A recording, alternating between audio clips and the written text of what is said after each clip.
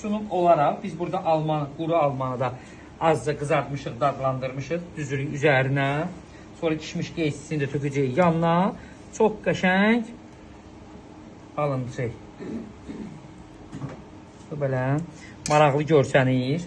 Və həm də bilirsiniz, onsuz zaten xeyirlidir alma filan. Burada qara kişmişin qırağıdır. Bu da belə. Oldu belə. Limonun atırıq qırağı.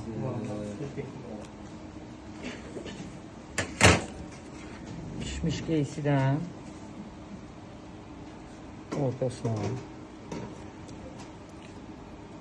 Sonra da bu hissələrini gezdirirəm.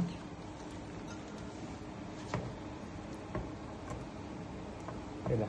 Niyə görə əymirəm, tam gezdirim? Yağını bunun üzərinə gezdirəcək. Aşın üzərinə o daha qəşəng parıltı verəcək ona. Çox yerdə var ki, eləyirlər aşın yağı şır-şır, axa-axa gedir. Sonra da ki, bəzilərdə var deyir ki, Hindistan mətbəxi falan.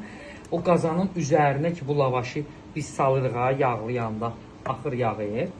Ona görə o qazan sobaya girən kimi rəngi başlayır dəyişməyə. Şirəni belə gezdik.